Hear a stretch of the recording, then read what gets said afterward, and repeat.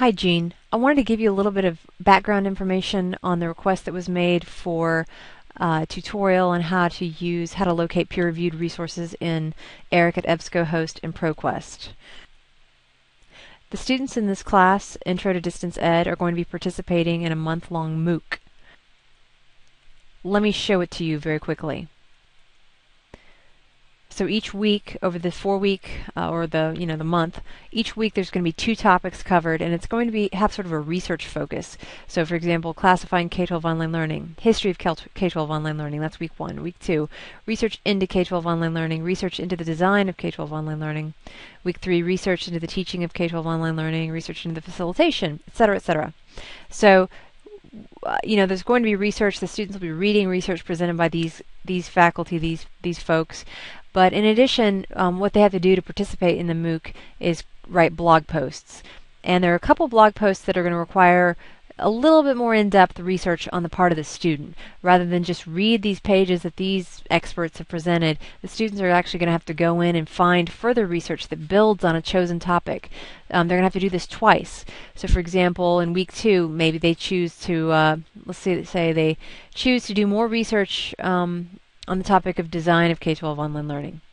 And so they need to go find more in-depth things on that topic, and so they need to understand how to put together search strings, and the reason we requested ERIC at EBSCOhost and ProQuest is because they seem to work slightly differently. I mean, I know they have the same basic concept, but there's a couple things there. I think because they're different environments, one is the ProQuest environment and the other is the EBSCOhost environment, that it would be very helpful to see both of those. But then also if there are particular tips or tricks to each one, that would also be helpful. You have to select the peer-reviewed option differently for each one. I mean, I know it's just a little checkbox in each case, but these students, we don't know if they've ever seen it. Some of the students will be doc students, but some will be master's students that don't have a clue, quite honestly. Others will be EDS students that may not have a clue either. This could be the very first time that they've done this. And I know you're a librarian, so you're passionate about this and you're very familiar in this environment, but it's a little bit alien, I think, to some students. So the more we can handhold in the beginning, the better. Let me show you what it is that we want them to do on the specific blog posts. Okay. So one of the badges that they need to earn, that we want them to earn, requires what we call the deeper exploration of a topic. So they get to pick from the first 4 topics they're going to more deeply explore. And all they have to do, here it is, they have to find 2 additional scholarly resources, peer-reviewed articles, or book chapter. And quite honestly, they don't really have time for book chapters. This is going to go so fast that they're not going to have, they're all distant students, and they're probably not going to have time unless it's an online book. So the emphasis should be on articles that are found online. And interlibrary loan could be touched on, but we have the LibGuide for that, so I wouldn't worry about that. It's really how do they find stuff in those databases.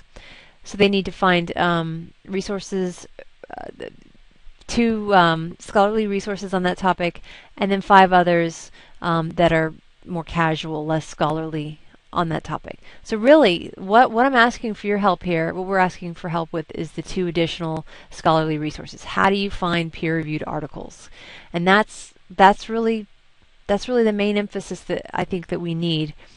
If you have anything on just how you search the internet, I haven't seen. I looked through all the LibGuides that I've got, all the education-related ones that you guys have made for like school improvement and for our department. And I've looked on your website to see if you have something like this.